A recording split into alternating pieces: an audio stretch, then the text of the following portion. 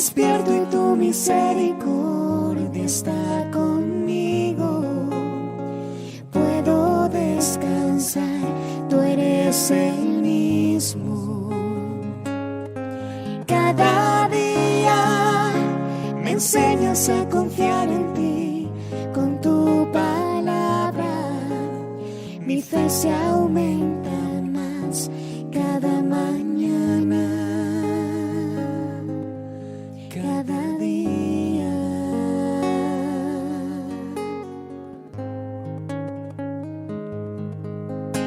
Mi corazón confiado está porque yo te conozco, y en medio de la tempestad nunca estoy sola. Y puedo tu silueta ver en medio de la niebla. Tu gracia es suficiente en mí si el mundo tiembla. Cada día despierto y tu misericordia está. Buenos días a todos los que están allí conectados en esta preciosa mañana de lunes.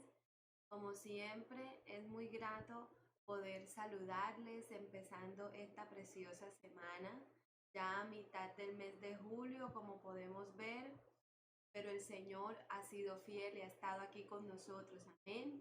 Yo te bendigo, te mando un fuerte abrazo, creyendo que el Señor está contigo y que el Señor nunca te abandona, que siempre tienes especial cuidado de cada uno de nosotros y que a donde quiera que vayamos, su presencia va delante de nosotros. Amén.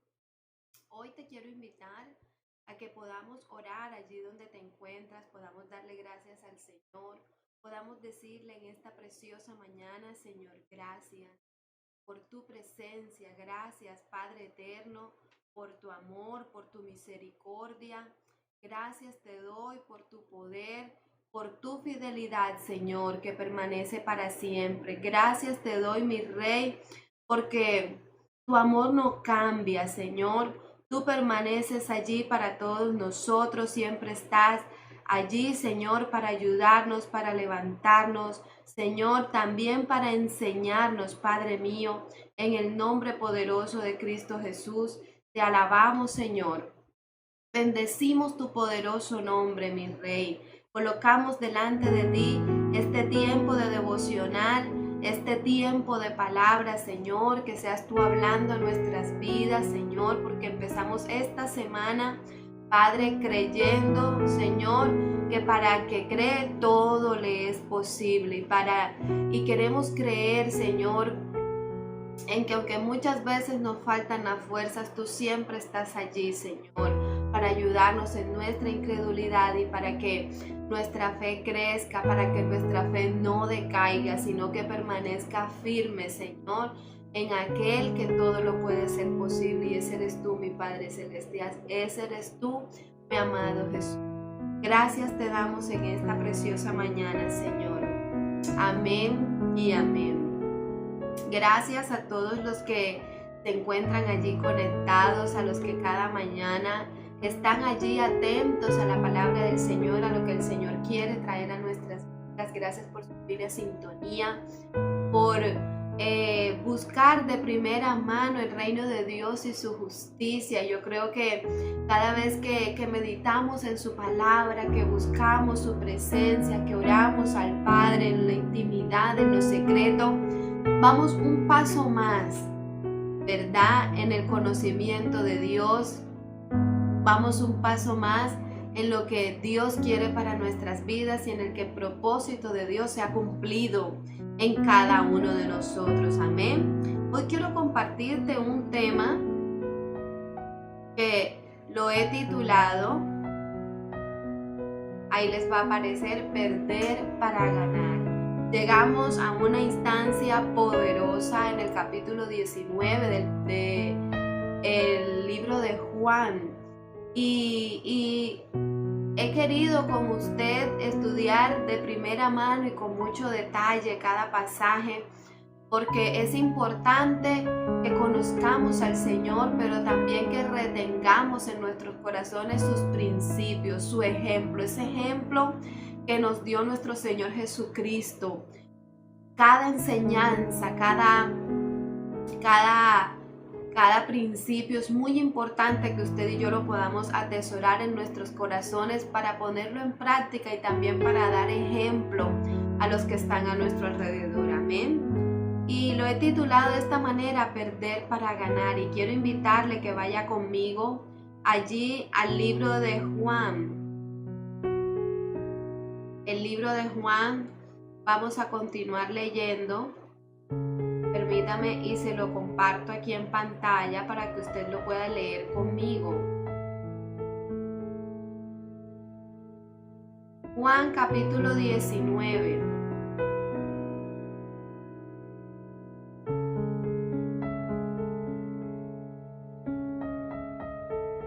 Vamos a leer desde el verso 17 en adelante. Amén. Así que dice la palabra del Señor de la siguiente manera. Aquí está. Muy bien. Y él cargando su cruz, ahora vamos a pasar a ese tiempo donde ya Jesús es crucificado. Y dice la palabra que...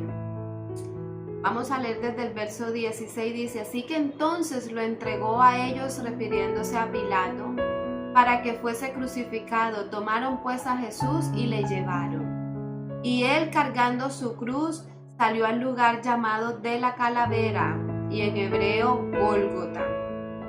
Y allí le crucificaron y con él a otros dos, uno a cada lado y Jesús en medio. Escribió también Pilato un título que puso sobre la cruz, el cual decía Jesús Nazareno, Rey de los Judíos. Y muchos de los judíos leyeron este título porque el lugar donde Jesús fue crucificado estaba cerca de la ciudad y el título estaba escrito en hebreo, en griego y en latín. Dijeron a Pilato los principales sacerdotes de los judíos, no escribas Rey de los Judíos, sino que él dijo, soy Rey de los Judíos.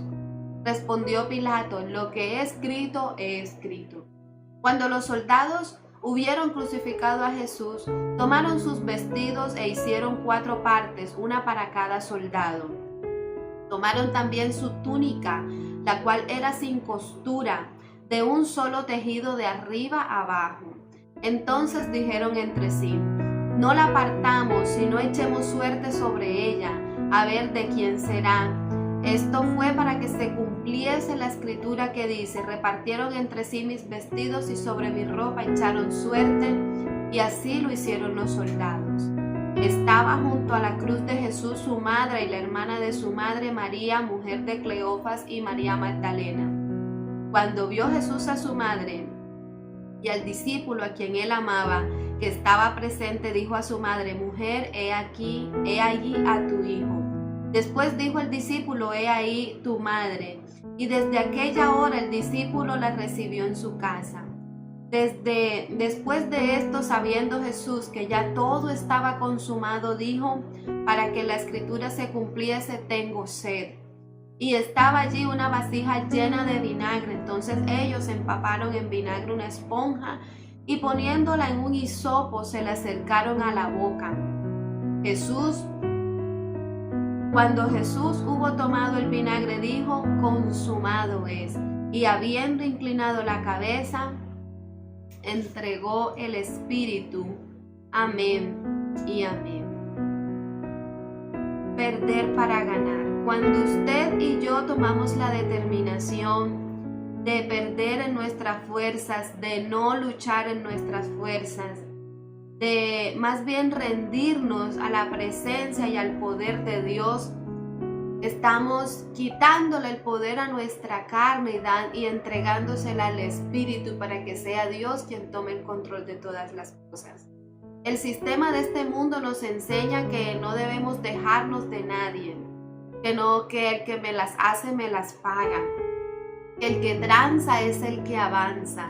El sistema de este mundo me enseña que el vivo vive del poco, que nosotros tenemos que ser más avispados que los demás si queremos avanzar, si queremos crecer, si queremos obtener lo que anhelamos y deseamos en nuestro corazón. Mientras que cuando usted va a la palabra de Dios, Jesús nos enseña un principio muy importante. Y no se trata de quién es el más vivo, ni de quién es el más sabión o más inteligente o más sabio o más filósofo o quién tiene mayor número de cosas materiales. Se trata de qué tanto amas a Dios, de qué tanto en tu vida está Dios, qué tanto hay de Cristo y de su palabra en tu corazón. Se trata de Cristo, no se trata de nosotros. Y cuando vemos la forma en que Jesús fue crucificado, podemos aprender y ver tantas cosas importantes, y hoy quiero poder compartir con cada uno de ustedes alguna de ellas que calaron en mi corazón y que me dejaron una gran enseñanza. La cruz representa una humanidad miserable. La cruz era un medio de tortura, de muerte, de dar muerte a las personas en aquella época, que las sentenciaban a muerte, y esta era la forma en que las llevaban no solamente a ser torturadas, sino que también eran humilladas, eran reducidas a lo sumo, eran reducidas a nada, eran golpeadas. Miren todo el viacrucis que Jesús tuvo que pasar antes de ser clavado en una cruz, a ser reducido hasta el último grado de impotencia, sufrimiento y degradación. La pena de la crucifixión combinaba todo lo que el más fuerte atormentador pudiera desear: tortura, exhibición, degradación, el tipo de muerte que destilaba gota a gota hasta la sangre de esa persona, porque Jesús derramó su sangre, Él derramó hasta la última gota para salvarnos a usted y a mí. Siendo inocente, Él lo dio todo, ¿verdad? Y le invito a que me pueda acompañar allí a lo que dice en Segunda de Corintios capítulo 5, en el verso 21 dice la palabra de la siguiente manera. Segunda de Corintios 5:21 dice: al que no conoció pecado, por nosotros lo hizo pecado, para que nosotros fuésemos hechos justicia de Dios en él. Si usted es una persona que se siente perdido, que se siente perdida, acérquese a aquel que fue hecho justicia, acérquese a aquel que te puede revestir de justicia, que no conoció pecado, sino que murió abrazando nuestros pecados, recibiendo toda la ira de Dios en él. Y Pilatos, vemos también que Pilatos escribe una inscripción allí en la cruz donde es crucificado Jesús, y dice: el Rey de los Judíos. Y es interesante notar que Pilatos, cuando los sacerdotes le van a reclamar: no escribas eso, sino más bien él dice ser el Rey de los Judíos. Y Pilato como que cobra ese valor, ¿verdad? Y quiere como hacer algo para calmar su conciencia, y como que se para en la raya en algo tan trivial, en algo tan pequeño, pero él quiere como que calmar su conciencia y se para en la raya y los enfrenta y les dice: ya lo que escribí, lo escribí y así se va a quedar y no lo voy a cambiar por más que ustedes quieran venirme a decir.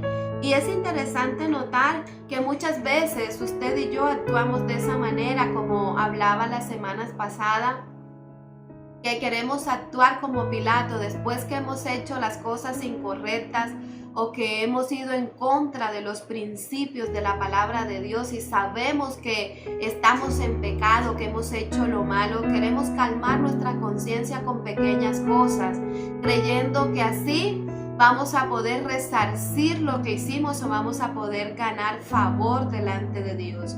Y hay algo que debemos entender, y es que a Dios no lo podemos engañar. Podemos pretender engañarnos a nosotros mismos, creyendo que así seremos mejores personas que los demás, o creyendo como el fariseo, que es que yo no soy tan malo como aquel, es que yo no hago tanto daño como aquel, pero es que yo no soy como fulano. Y muchas veces buscamos, así como Pilatos, hacer cosas. ¿Cuántos hijos no deshonran a sus padres, los irrespetan, les hacen cosas que no son correctas y después quieren ir a ganárselos con regalos, con detalles, con dinero, sabiendo que eso no va a tapar la falta, que eso no va a tapar el pecado, que solo el arrepentimiento y el conducirnos de una manera correcta delante de Dios va a poder resarcir, va a poder lograr que usted y yo nuevamente seamos encaminados en la voluntad de Dios. Por eso dijo el salmista: ¿con qué limpiará el joven su camino? Y dice allí mismo el versículo: con guardar tu palabra, con guardar los principios de la palabra de Dios. Pilato no necesitaba envalentonarse y decir: ya lo que escribí, lo escribí. Pilato necesitaba arrepentimiento, necesitaba acercarse a Jesús y nacer de nuevo, como también usted y yo necesitamos es arrepentimiento, acercarnos a Cristo y empezar a vivir conforme nos los enseña su palabra, para que nuestro camino sea limpiado, no por nuestras obras, no por nuestras acciones, sino por la sangre de Cristo que fue derramada en la cruz y por la obediencia a su palabra. Su palabra, con el poder del Espíritu Santo de Dios, es lo que puede limpiar nuestras vidas, es lo que puede limpiar nuestros corazones, porque muchas veces queremos calmar nuestra conciencia, queremos poner pañitos de agua tibia, pero Cristo no murió en la cruz para ponernos pañitos de agua tibia. Él murió en la cruz para que usted y yo fuésemos limpiados, para que usted y yo fuésemos lavados. O sea, no es algo allí medio, es algo completo que la obra de Cristo hace en nuestras vidas, y por eso es necesario el arrepentimiento y el que también nosotros nos acerquemos allí a la cruz. Amén. Y sigue diciendo la palabra que cada detalle debía cumplirse para que la palabra de Dios, que ya había sido profetizada, se cumpliera, valga la redundancia. Y dice el apóstol Juan que tomaron sus vestidos, que los soldados romanos, luego que habían crucificado a Jesús, tomaron sus vestidos. Y es allí donde podemos ver que Jesús se despojó completamente, aún de sus vestiduras. Cuando el Maestro estuvo allá en la cruz, estuvo completamente desnudo, desgarrado, ensangrentado, con sus carnes. Dice la palabra que no se reconocía de tanto golpe, de tantos moretones. Y Él se despojó aún de sus vestidos, llegando a ser completamente pobres por usted y por mí, para que usted y yo pudiéramos ser completamente ricos en Él. Y cuando habla la palabra de riquezas, no habla de lo material, habla de lo espiritual, para que usted y yo tuviésemos la oportunidad de entrar nuevamente a la presencia de Dios, porque cuando usted tiene la presencia de Dios en su vida, usted lo tiene todo. No solamente su espíritu es alimentado, sino que su alma, su cuerpo físico, su vida es alimentada, es nutrida de la manera correcta. Muchos hoy queremos llenarnos de la basura que nos ofrece este mundo. Se nos meten las cucarachas en la cabeza y vienen ideologías, vienen pensamientos, vienen filosofías prometiéndonos prometiéndonos darnos plenitud, prometiéndonos felicidad, prometiéndonos completarnos, pero solamente cuando el ser humano se acerca a Dios, quien nos ha creado, es que puede encontrar plenitud de gozo. Es solamente cuando usted se acerca al Señor y se acerca cada vez más al conocimiento de Dios, es que usted puede encontrar verdadera felicidad. Porque no es como muchos piensan, no, que si Jesús estuvo en un burrito, usted también tiene que andar en burrito. Es que si Jesús caminó y estuvo descalzo, usted también. No, la gente se va al extremo. La palabra no nos enseña algo superfluo, algo materialista. La palabra va mucho más allá de solamente lo material, de solamente lo que podemos ver. Hay gente que se centra en criticar en que el pastor tiene un carro y que mira, el pastor, esa mega iglesia, quien dijo que Jesús enseñaba en mega iglesias. Y no se trata de eso lo que nos está enseñando la palabra. Cristo se hizo pobre, se despojó aún de sus vestidos para que usted y yo fuésemos ricos, para que usted y yo le brindemos lo mejor, para que usted y yo le rindamos nuestro corazón a Él, para que nuestra felicidad y nuestra vida no dependan de lo material, no dependan de simplemente lo que le vemos a los demás hacer o de lo que le vemos a los demás tener. Es que mira esa iglesia, es que mira ese pastor, es que mira esa líder, es que mira fulano. No. Cristo se hizo pobre para que usted y yo fuésemos ricos espiritualmente, para que nos centráramos usted y yo en una vida de relación, de intimidad con Dios, en una vida de que pudiésemos reconciliarnos con el Padre. Pero hoy en día el engaño del enemigo al mundo es que se centren en que mira, ese señor tiene un Lamborghini, Jesús andaba en burrito. Es que y se centran en algo tan trivial y en algo tan vano que se olvidan de lo verdaderamente importante. Y Jesús no murió en la cruz para que la gente esté peleando por lo que el otro tiene o por lo que el otro deja de tener. Que si esa iglesia hace esto o esta iglesia hace esto otro. Jesús murió para reconciliarnos con el Padre, para que usted y yo pudiésemos volver al estado original en el que Dios nos creó y recuperar esa esencia que el Padre nos había dado desde la fundación del mundo. Independientemente de cómo Dios te quiera bendecir, si Dios te quiere dar un Ferrari o te quiere dar un auto, una bicicleta, o si te quiere vestir con las mejores ropas, porque eso no es lo importante. Eso no es lo que de verdad importa, son cosas secundarias, son añadiduras, son cosas que sí, listo, hay que vestir el cuerpo, son necesarias, pero por eso no fue que Jesús se hizo pobre.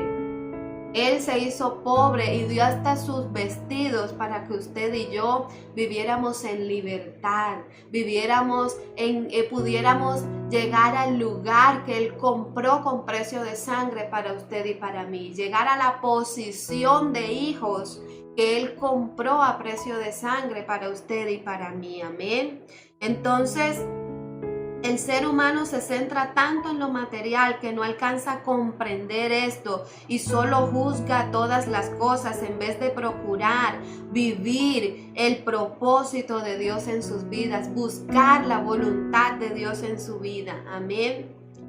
La túnica de Jesús era sin costura, dice la palabra, era de una sola costura, lo cual también nos recuerda cuando usted va al Antiguo Testamento, los únicos que podían usar prendas de una sola costura eran los sumos sacerdotes. ¿Qué nos enseña esto también? Que Jesús también nos recuerda ese rol de Cristo como sumo sacerdote. Ahora Él es nuestro sumo sacerdote y nos ha hecho a usted y a mí reyes y sacerdotes en medio de la humanidad, en medio de esta sociedad. Amén. Ya usted y yo somos embajadores de Cristo aquí en la tierra y Él es nuestro sumo sacerdote. Entonces vemos algo también que traía el Señor a mi corazón y que traía consuelo a mi vida, es que todo esto tenía que pasar. Miren que hasta el más mínimo detalle Jesús tiene cuidado en guardarlo y en que sea cumplido en las profecías que Dios había dado sobre Él. Y dice, para que se cumpliese la escritura, Pareciera como si Jesús no estuviera en control de todo lo que estaba pasando. Pero aquí quien estaba en control de todo era Dios. Ahí se podía ver la mano visible de Dios guiando todas las cosas para que aún la profecía más sencilla, más mínima, fuese cumplida específicamente. Y esto trae consuelo a mi vida porque aún a pesar de todo lo que está aconteciendo a mi alrededor, yo creo en mi Padre, yo creo que mi Redentor vive y que aún la última palabra que Dios ha dicho sobre mi vida y aún la última coma, el último punto que Dios ha dicho sobre su vida, habrá de cumplirse. Porque aún cuando pensemos que Dios no tiene cuidado de nosotros, aún cuando pensemos que Dios no se preocupa ni se interesa por nosotros, todas las cosas están en las manos de Dios, aún la situación difícil que tú puedas estar pasando. Pero Jesús nos enseña un principio muy importante. Jesús aquí tuvo cuidado aún de su madre, aún en su lecho de muerte se estaba preocupando por los demás. Él no estaba pensando en el dolor y todo lo que él estaba sufriendo, sino que él se estaba preocupando por su mamá, él se estaba preocupando por sus discípulos, él se estaba preocupando por todas las personas por las cuales estaba muriendo y que se encontraban allí, expectantes de todo lo que él estaba pasando. Y miren que Jesús pudo haber muerto enseguida, luego fue levantado en la cruz, pero hasta la última coma se tenía que cumplir. Y lo que faltaba era que le dieran vinagre. Y él exclama, tengo sed, y lo que le suben es algo sucio de vinagre. Y eso el ardor que pudo haber traído a todo su cuerpo herido fue inmenso. Pero hasta eso tenía que cumplirse y Jesús no obvió el más mínimo detalle porque muy aparte del dolor que él estaba sufriendo físicamente, él tenía la mirada puesta en la voluntad de Dios. Y esto es algo que el Señor nos viene recalcando siempre. Pero aquí nos da un principio más y quiero invitarle a que me pueda acompañar allí mismo en el libro de Juan. Permítame, en el capítulo 10,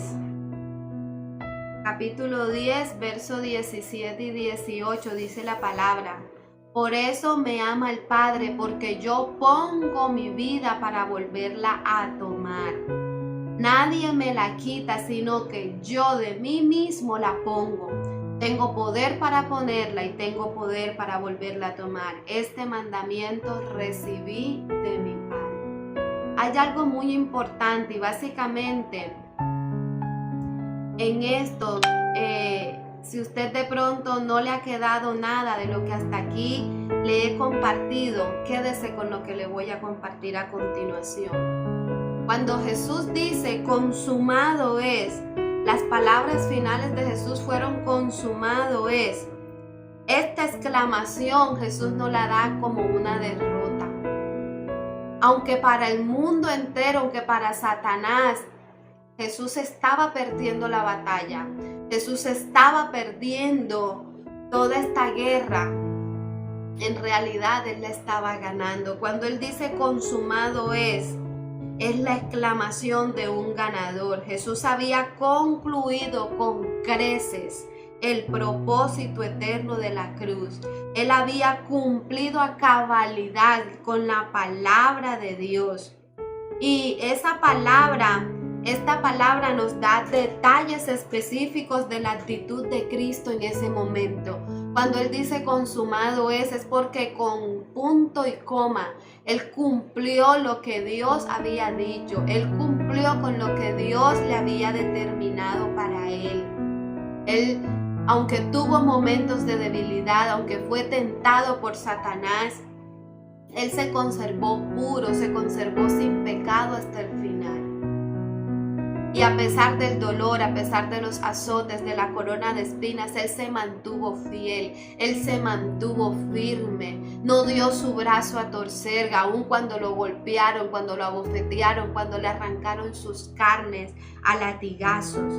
¿Y qué nos da a entender esto? La palabra nos da detalles específicos de la actitud de Jesús. No era una actitud de derrota, no era una actitud de alguien que se siente perdido, que se siente sin esperanza.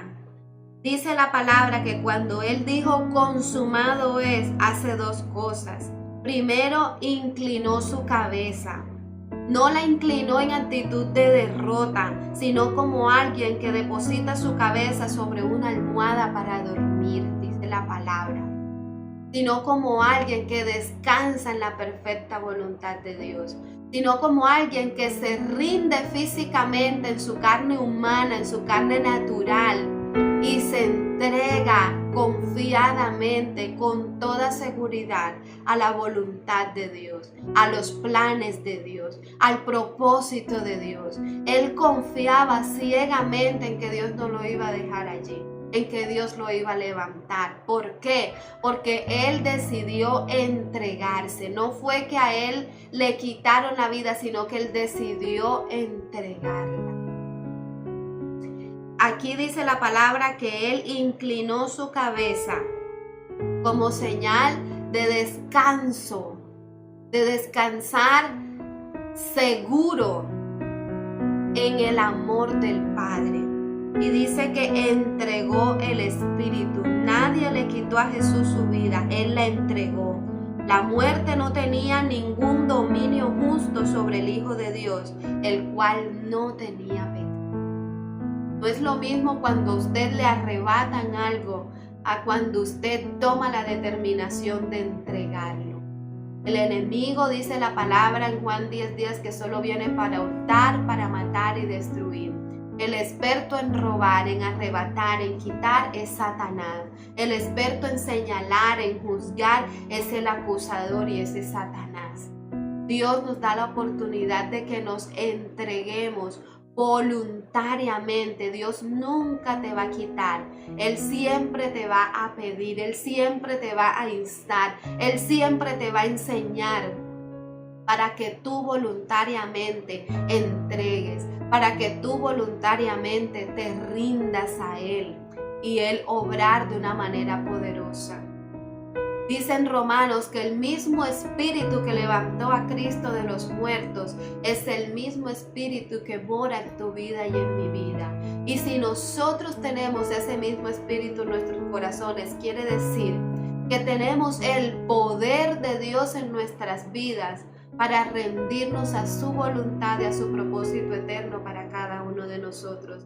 Jesús lo hizo y compró la eternidad, compró nuestras vidas a precio de sangre. Pudo vencer la muerte, pudo vencer el pecado. Quiere decir que nos da un ejemplo, nos da esa primicia para que nosotros podamos entender que ese mismo Espíritu mora en nosotros y también podemos vencer el pecado y vencer la muerte. Él dijo, cosas mayores que las que yo estoy haciendo harán ustedes. Quiere decir que usted puede perdonar en el poder del Espíritu Santo. Usted puede avanzar, usted puede crecer, no aprovechándose de los demás, no pasando por encima de los demás, con la gracia y el favor de Dios que te abre puertas, que te enseña, que te capacita, que te da sabiduría para tú aprovechar las oportunidades que Dios te da y para tú crecer, prosperar en todas las cosas, como dice el apóstol Pedro en 2 de Pedro capítulo 2, que el deseo de Dios es que usted y yo seamos prosperados y tengamos salud, así como prospera nuestra alma. Y nuestra alma va a prosperar en la medida en que nosotros nos rindamos. Aunque creamos que todo está perdido en nuestro mundo terrenal, en Dios estaremos ganando. Si de pronto dejaste ese empleo porque allí tenías que hacer cosas que no le agradan a Dios y ahora sientes que lo perdiste todo, piensa que aunque perdiste para con el mundo, estás ganando para con Dios. Y cuando tú buscas agradar primeramente a Dios, no solamente Dios derrama de su gracia, sino que te da gracia también para con los demás. Recuerda que cuando Cristo Jesús estuvo en esta tierra, dice la palabra que Él crecía. Él crecía no solamente en estatura, sino que también crecía en sabiduría, en gracia y en favor, primeramente para con Dios, pero también para con los hombres. Y ese es el crecimiento que Cristo quiere que tú y yo tengamos, que podamos crecer como Él creció. No solamente en estatura de nuestro carácter, que cada vez nuestro carácter sea más como el de Cristo, sino también que crezcamos en sabiduría, en gracia y en favor, primeramente para con Dios, en una vida de integridad, en una vida piadosa, en una vida íntima con Dios, sino también que Dios nos da esa gracia y ese favor para que la tengamos para con los hombres. Pero debemos tener prioridades y debemos permanecer firmes en el propósito y la voluntad de Dios para nuestras vidas. No creas que cuando pierdes por agradar a Dios, lo pierdes todo. Al contrario, si tienes a Dios de tu lado, lo tienes todo. Amén. Quiero invitarte a que podamos orar en esta mañana, y si esta palabra ha bendecido tu vida, yo te invito a que la puedas compartir, a que la puedas enviar a todos tus amigos, y que podamos orar en esta mañana diciéndole: Padre, yo te doy gracias. Gracias porque solo aplicándolo a mi vida, Señor, yo puedo entender todo lo que tuviste que pasar, Señor. Cuántas veces yo me he sentido humillada, pero tu humillación ha sido mucho mayor. Cuántas veces yo me he sentido perseguida, bofeteada, me he sentido, Señor, menos, pero tú sufriste algo mayor por mí, Señor.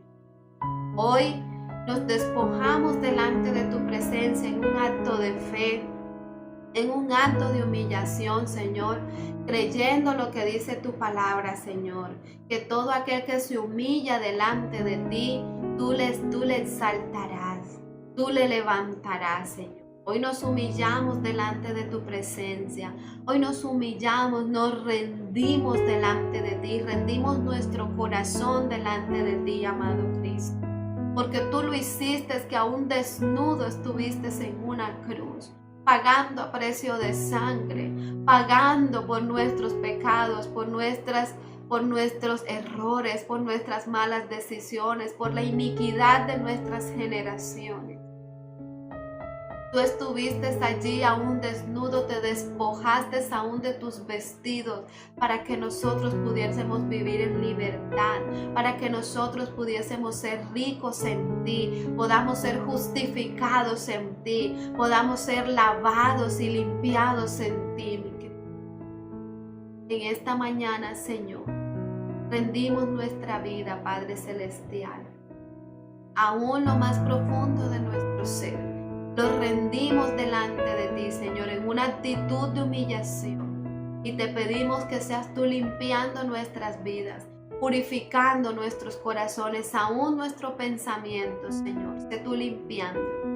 Ayúdanos cada día, Señor, a avanzar con la mirada puesta en el autor y consumador de la fe, con los ojos levantados, aquel que todo puede hacerlo posible, aquel que puede transformar vidas, que puede transformar corazones, aquel que pone un nuevo corazón en nosotros conforme a su voluntad, en el nombre de Jesús. Yo te doy gracias, Señor, en esta mañana. Clamo a favor de mis hermanos allí conectados. Clamo a favor, Señor, de la Iglesia Cristiana Gloria de Dios. Clamo a favor, Señor, de todos aquellos que se encuentran, Señor, quebrantados de salud, que se encuentran pasando por situaciones adversas, por situaciones difíciles, porque seas tú consolándoles, porque seas tú ayudándoles, porque seas tú levantándoles. En el nombre poderoso de Cristo Jesús te alabamos, te bendecimos y glorificamos tu poderoso nombre, porque tú vives y reinas por los siglos de los siglos. Amén, amén y amén. Les bendigo, amados santos de Dios que se han estado allí hasta este punto. Gracias una vez más por su fina sintonía, por estar atentos a la palabra, y te invito a que sigas orando y meditando en la palabra de Dios, y que cada día Este es un paso más del Señor, amén. Les mando un fuerte abrazo y que el Señor les bendiga. Siempre, siempre. Busco lentamente tu voz, tu respiración, y quiero hablar contigo. Ya no me puedo dormir si no estás aquí, velándome los sueños. ¿Cómo hago? ¿Cómo siento? ¿Cómo me manejo?